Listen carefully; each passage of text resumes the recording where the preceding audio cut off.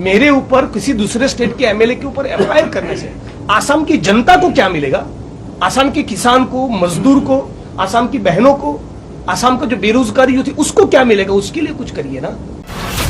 तो मोदी जी के इशारों पर नाचना बंद करिए, वो आपको भी ले डूबेगी एक दिन, ये मैं कहना चाहता हूं। अभी बेल मिल गया, मैं तो चला जाऊंगा, आसाम की जनता का क्या होगा?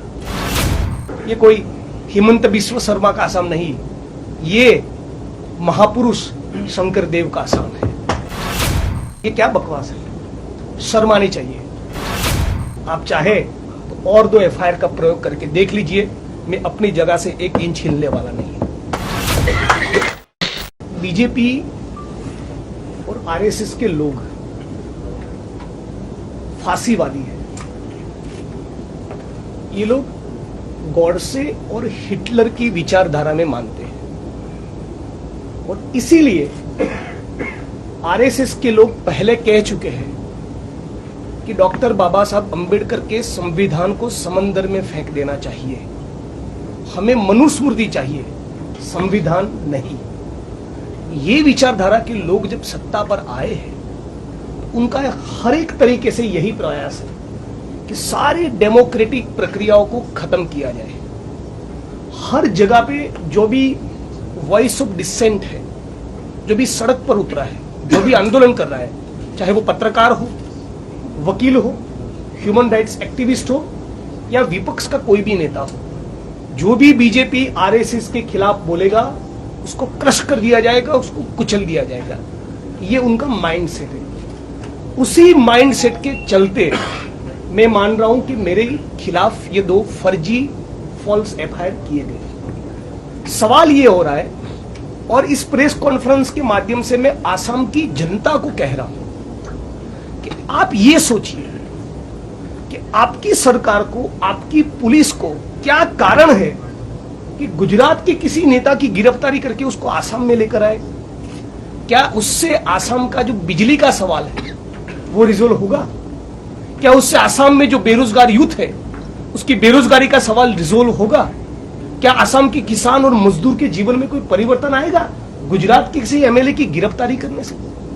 तो सवाल यह है कि अचानक एक दिन आसाम पुलिस बैठी थी और उसको मन किया, सपना आया कि गुजरात जाकर उस जिग्नेश मेवानी की गिरफ्तारी करे। नहीं, आसाम पुलिस को, आसाम सरकार को प्राइम मिनिस्टर ऑफ इंडिया की ऑफिस से यह मार्गदर्शन मिला है। Instructions have come from PMO, nothing less than that, to Assam government and to Assam police, go and arrest Jignesh Mevani. पूरा ये कॉन्स्पिरेसी है। मैंने जो ट्वीट किया, मैं आज भी मानता हूं उस ट्वीट की कंटेंट को सेलिब्रेट करना चाहिए, क्योंकि गुजरात में 2-3 पॉकेट में जहां पर कम्युनल क्लैशेस हुए, जहां पर कम्युनल वायोलेंस हुआ, तो मैं मानता हूं एक नागरिक के तौर पे, एक एमएलए के तौर पे मेरा ड्यूटी क्या है, मेरा रिस्पॉन्सिबिलिटी क्या है कि खुद पीस और हार्मनी का अपील करूं।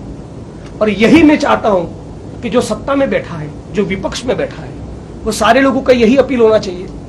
तो जब गुजरात में मोदी जी आ रहे थे, वो भी गुजरात से है, कम्युनल क्लेशिस भी गुजरात में हुए, तो मैंने उनको ट्वीट के माध्यम से केवल इतना अपील किया कि आप जब गुजरात आ रहे हैं तो शांति और अमन बनाए रखने का अपील करें। वो अपील नहीं की है। वो शांति और अमन की राजनीति में नहीं मानते, वो हिंसा और नफरत की राजनीति में मानते हैं। और आसाम पुलिस भली भांति जानती है कि मेरे खिलाफ कोई केस नहीं बनता।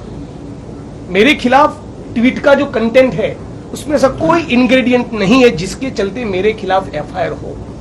लेकिन चूंकि इंस्ट्रक्शन दिल्ली से आया है, चूंकि इंस्ट्रक्शन पीएमओ से आया है, चूंकि इंस्ट्रक्शन पीएमओ से आया है, मोदी जी ने कहा है, इसलिए मेरे खिलाफ ये एफआईआर किया है। और न केवल एक एफआईआर, आप एफआईआर करते हो, रिमांड मांगते हो, 14 दिन का रिमांड किसके लिए? एक ट्वीट करने के लिए। फिर दूसरा एफआईआर, और दूसरा एफआईआर कुछ नहीं, कायरता का प्रतीक है। आप एक महिला पुलिसकर्मी के ऊपर दबाव बनाकर, छोटा कर्मचारी है, कांस्टेबल या हेड कांस्टेबल या एएसआई ऐसा कुछ होगा, उस महिला पुलिसकर्मी के ऊपर प्रेशर बनाकर इतनी कायरता दिखा रहे हो। मेरे खिलाफ आपको दूसरा केस करना था मैं आज भी प्रेस कॉन्फ्रेंस के माध्यम से कह रहा हूं, इम्प्लीकेट मीन समथिंग एल्स। और कुछ केस करते, किसी महिला को आगे करना और उसके जरिए किसी एमएलए के ऊपर जो दूसरे स्टेट का है यहां पर एफआईआर करके यहां उसकी गिरफ्तारी करवाना, ये कितनी बुजदिली है। ये बुजदिल और कायर लोगों का ही काम है। ये वही बुजदिल और कायर लोग हैं जो स्वतंत्रता के आंदोलन में पार्टिसिपेट नहीं किए थे। ये वही बुजदिल और कायर लोग हैं जो हमारे राष्ट्रध्वज का, तिरंगे का सम्मान नहीं किए थे। तो आज इस प्रेस कॉन्फ्रेंस के माध्यम से मैं इतना कहना चाहूंगा, बीजेपी को, आरएसएस को, मोदी जी को और यहां की सरकार को, आप मेरे स्पिरिट को, मेरे हौसले को खत्म करना चाहते थे ना, मेरे स्पिरिट को, मेरे हौसले को कोई फर्क नहीं पड़ा है। आप चाहे तो और 2 एफआईआर का प्रयोग करके देख लीजिए, मैं अपनी जगह से 1 इंच हिलने वाला नहीं है। और कल जिस प्रकार से कोर्ट ने ऑब्जर्वेशंस किए वो सब कुछ कहता है। मेरे खिलाफ एफआईआर हुआ है, एक तरीके से मुझे जो विक्टिमाइज किया है तो मैं तो बोलूंगा, लेकिन कोर्ट ने, जुडिशरी ने जो कहा है मैं उसका सम्मान करता हूं। जुडिशरी ने साफ शब्दों में यह कहा है कि जिग्नेश मेवानी के खिलाफ कोई एफआईआर बनता नहीं। मेरे खिलाफ जो एफआईआर किया है वो मेंटेनेबल नहीं है। न केवल इतना, कोर्ट ने एक तरीके से इनडायरेक्टली यह कह दिया कि मैलाफाइड इंटेंशन के चलते गैर कानूनी तौर पे मुझे डिटेन करके रखने के लिए ही ये एफआईआर किया गया है। तो मुझे सवाल ये पूछना है आसाम की सरकार को, आसाम के मुख्यमंत्री को, आसाम की पुलिस को, आप इतना गैर कानूनी काम क्यों कर रहे हैं? किसके इशारों पे कर रहे हैं? Upon whose instructions, with what motive? आपका इंटेंशन क्या है? इसके चलते आप अचीव क्या करोगे? मेरे ऊपर, किसी दूसरे स्टेट के एमएलए के ऊपर एफआईआर करने से आसाम की जनता को क्या मिलेगा? आसाम के किसान को, मजदूर को, आसाम की बहनों को, आसाम का जो बेरोजगारी होती उसको क्या मिलेगा? उसके लिए कुछ करिए ना। तो मोदी जी के इशारों पर नाचना बंद करिए, वो आपको भी ले डूबेगी एक दिन, ये मैं कहना चाहता हूं। और आसाम में जिस प्रकार से कोर्ट को कहना पड़ा कि धीरे धीरे आसाम एक पुलिस स्टेट बन रहा है, यहां पर रूल ऑफ लॉ खत्म हो रहा है, ये डेमोक्रेसी के लिए बहुत डेंजरस साइन है। मेरे खिलाफ तो 1-2 केस हुआ, अभी बेल मिल गया, मैं तो चला जाऊंगा। आसाम की जनता का क्या होगा? आसाम के पत्रकारों का क्या होगा जो सवाल पूछेंगे? आसाम के मानवाधिकार के कार्यकर्ताओं का क्या होगा जो सरकार के खिलाफ लड़ेंगे, जो इंकलाब जिंदाबाद का नारा बुलंद करेंगे? आसाम के अंदर जो भी छोटा इंसान इस सरकार के खिलाफ बोलेगा, उसके पास यही मैसेज है कि हम गुजरात के, दूसरे स्टेट के एमएलए को नहीं छोड़ रहे, तुमको भी क्रश कर देंगे। यही मैसेज आसाम की सरकार और पुलिस देना चाहती है। मैं यह मानता हूं ये दोनों एफआईआर मेरे खिलाफ जो हुए और जिस प्रकार से एक्स्ट्रा जुडिशियल किलिंग्स आसाम में चल रहा है वो और कुछ नहीं, it is blatant disregard to our rule of law and it is the greatest insult to doctor Baba Saheb Ambedkar Indian constitution. आप जिस प्रकार से कहे कि गुजरात की जनता को मैं माफी मांगता हूं, हमारे मन में बतौर गुजराती कोई गिला शिकवा नहीं। मैं आसाम की जनता को लेकर अपने दिल में बहुत प्यार रखता हूं। आसाम का जो डाइवर्सिटी है, यहाँ का जो मल्टीकल्चरिज्म है, उसको मैं सेलिब्रेट करता हूं। ये कोई हिमंत बिस्व शर्मा का आसाम नहीं, ये महापुरुष शंकर देव का आसाम है। और उसी ट्रेडिशन को हम लोगों को आगे लेके जाना है, उसी ट्रेडिशन को कांग्रेस पार्टी आगे लेकर जाएगी।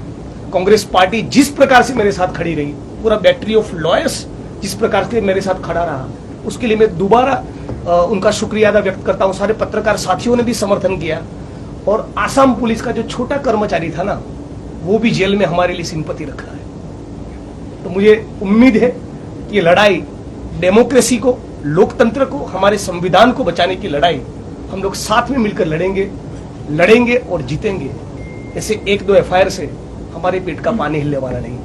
तो मोदी जी, बीजेपी और आरएसएस समझ ले कि डॉक्टर भीमराव बाबा साहब अम्बेडकर का संविधान है। आप कितना भी कोशिश करो, यहां मनुस्मृति को लागू नहीं होने देंगे। और मैं आखिर में आसाम की जनता को केवल इतना कहना चाहता हूं कि हमारा जो कल्चरल डाइवर्सिटी आसाम में रहा है, हिंदू हो, मुस्लिम हो, दलित हो, आदिवासी हो, मुसलमान हो, हम सबको साथ में मिलकर रहना है।